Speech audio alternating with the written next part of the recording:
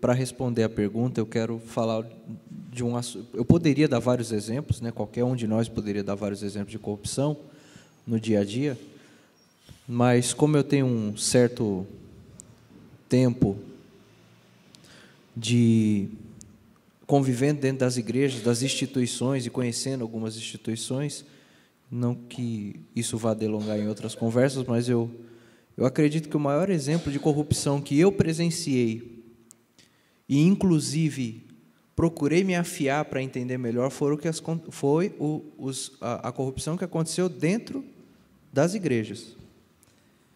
E acredito que seja uma das que valeriam o maior tempo de discussão, muito mais, ousaria dizer que muito mais do que qualquer questão social, porque um bispo hoje escreveu algo que eu concordei e compartilhei, que a falta de um ensino bíblico, de formação de discípulos de Jesus Cristo, de um ensino bíblico consistente, resulta no que somos hoje.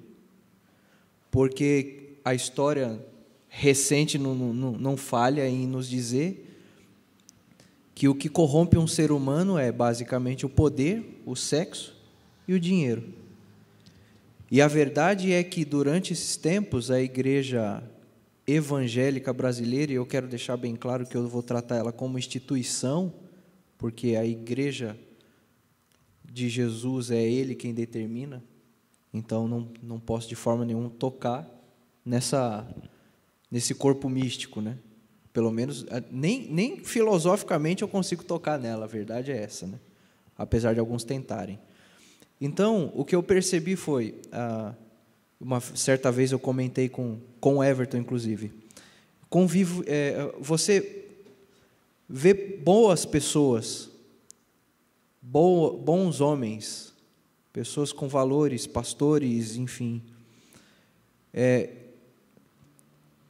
que tomam uma decisão ou tomam um caminho errado por questões que me falta a palavra agora, mas a verdade é que a igreja ela tomou um caminho baseado no poder.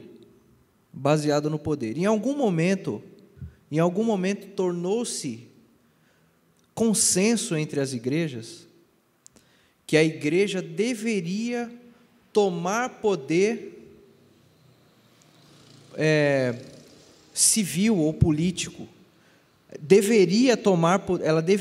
Veja bem, eu não estou querendo dizer que a igreja entrou no consenso que ela deveria influenciar ou participar ativamente das questões políticas, porque isso é legítimo. Isso é legítimo. Um cidadão que vota, ele pode muito bem, numa votação da Câmara na sua cidade, ele pode falar com quem votou e falar, minhas posições são essas, eu votei em você porque nós concordávamos com algumas coisas, então por isso dei meu voto. Não. O que eu estou querendo dizer é que a igreja ela sugeriu e o consenso de denominações grandes houve um consenso entre elas de que era necessário que a frase é essa, que o reino de Deus fosse estabelecido na terra, através disso,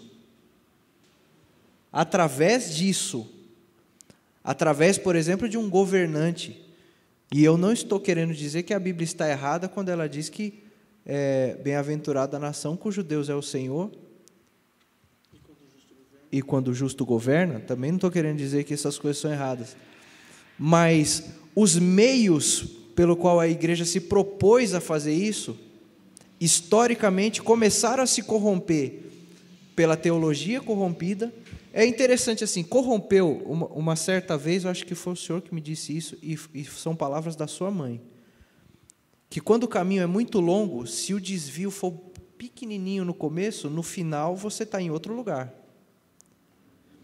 E as coisas começaram no começo, entendeu? Os pensamentos foram muito pequenos e eles tinham uma cara muito boa no começo. Eles pareciam muito bonitos no começo. Eles foram muito bem apresentados. O PowerPoint foi bem feito, entendeu? Está aqui, vai assim, e no final dá nisso. E todo mundo bateu palma. Hoje é o quadro. Corrupção.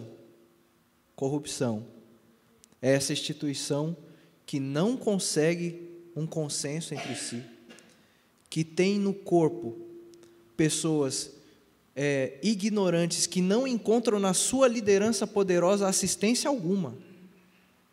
alguma, mas que ainda tem nesse povo ignorante o aplauso.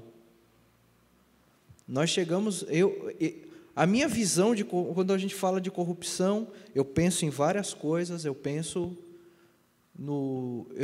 uma observação rápida, né? Uma história interessante sobre corrupção é que eu conheço uma igreja, que eu não vou citar o nome, mas não é um erro isso.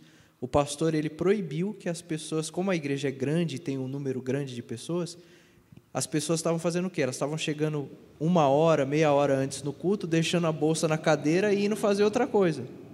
Deixa a bolsa ali no seu lugar e ia para fora da igreja, ia comer alguma coisa, ia fazer. E ele proibiu. O argumento é: bolsa não senta.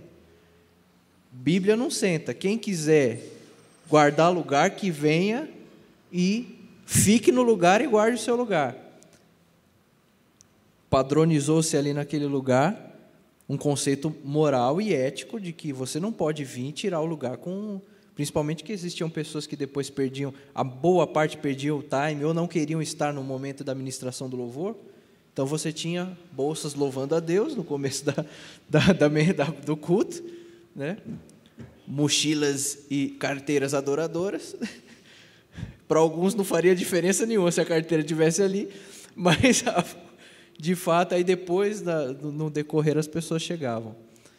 Então, assim, como eu disse, não que eu quero transformar isso no assunto, mas se tem uma coisa que para mim é triste, bem triste, e eu diria desesperançoso, é a corrupção que eu vi acontecendo dentro da igreja e não me contaram. Ninguém me contou. Eu vi. Só para terminar assim com aquela frase de efeito. Eu vi. Meu Deus. Tiago. Eu esqueci qual que é a pergunta. Debater com gente inteligente é difícil porque os caras vão atropelando tudo as perguntas, entendeu? Obrigado. Tipo, vai respondendo uma coisa que eu ia perguntar depois. Eu tenho tanto assunto que é possível. Assim também o pessoal respeita o tempo. A pergunta é a seguinte, Tiago: quais as virtudes ou valores que estão constantemente sendo postos em risco por causa dessa cultura de corrupção? Já que a corrupção é alterar as propriedades originais, né? Quais valores e princípios estão cotidianamente correndo risco por conta dessa decomposição? Então, eu acho que esse exemplo que o pastor Adilson deu é muito bom do banco, da história do banco, porque é uma questão não resolvida isso, do por que agir corretamente, por que agir moralmente. Se você sai do âmbito religioso ou espiritual, não existe motivo racional para você agir moralmente. E isso, eu não estou falando assim nada para acusar quem não acredita em Deus, eu estou dizendo que é uma coisa difícil mesmo. Eu estava lendo um tempo atrás um livro do Christopher Hitchens, que é aquele ateu famoso, polêmico lá, e ele se debate justamente sobre essa questão, que é uma questão que um russo, Dostoiévski, colocou há muito tempo: se Deus não existe, tudo é permitido? Sim ou não? Ficou essa pergunta aberta e sem resposta até hoje. Para o Christopher Hitchens, a questão é muito complicada, porque assim, essa questão do banco que você colocou, do ponto de vista meramente racional, a pessoa que pegou o dinheiro fez a coisa certa para ela. Do ponto de vista meramente da lógica humana, você tem que fazer o que é melhor para o seu próprio interesse, sobreviver, né? E tudo bem. Então, do ponto de vista racional, pegar o dinheiro que alguém, por algum motivo, deixou lá sobrando, é racional fazer isso. E eu acho que o problema está justamente nisso. A racionalidade humana leva você a agir dessa maneira. Porque o que é a corrupção, no fim das contas, do ponto de vista prático? Corrupção eu descreveria tecnicamente como um modo avançado de resolução de problemas. Porque, por exemplo, qual é o meu problema? Eu sou um cara pobre. Como eu resolvo isso, segundo as regras do jogo? trabalhando pra caramba, mas eu não quero ficar 30 anos da minha vida trabalhando para ter dinheiro, para ter propriedade. Como eu resolvo esse problema? Vou pegar um atalho. Eu tenho uma empresa, eu vou dar propina para alguém, eu vou fraudar uma licitação. Pronto. Quer dizer, do ponto de vista racional, não tem nenhuma falha nisso, tá certinho, é isso. Então, é difícil dizer de que valores, porque isso é a humanidade pura. A corrupção é o nosso modo de vida, assim, entendeu? Até na faculdade a gente teve aula de antropologia, tal. Claro que os professores de antropologia odiavam isso, mas existe uma antropologia que vem da Bíblia, uma antropologia cristã, digamos assim, que a antropologia cristã, a antropologia é o estudo do ser humano, né? Do ser humano enquanto um ser que constrói seus símbolos, seus códigos, a sua cultura, a sua sociedade. A antropologia cristã diz o seguinte: olha, o homem é naturalmente mau, a natureza dele é pecaminosa, a corrupção, o adultério, o crime, o furto, o roubo, a pobreza, tudo isso são elementos do nosso habitat natural. Eu acho, até eu discordo um pouco da visão de vocês em relação ao seguinte: eu não acho que a gente está num processo de decadência, eu não acho que a gente está pior do que antes. Eu acho que a gente está a mesma coisa, não mudou nada. A gente evoluiu tecnologicamente, a gente evoluiu na economia, a gente evoluiu em instituições democráticas, mas ainda somos seres humanos. Então, desde o que a Bíblia diz de Abel e Caim, desde tudo aquilo, moralmente a gente não evoluiu 1 centímetro, a gente é exatamente igual. E a corrupção, o furto, o roubo, o adultério, enfim, a miséria moral, esse é o nosso habitat natural, esse é o nosso modus operandi. E aí, na antropologia cristã, diz o seguinte: a única forma de você ter de escapar disso é pela graça divina. Por quê? Porque o pecado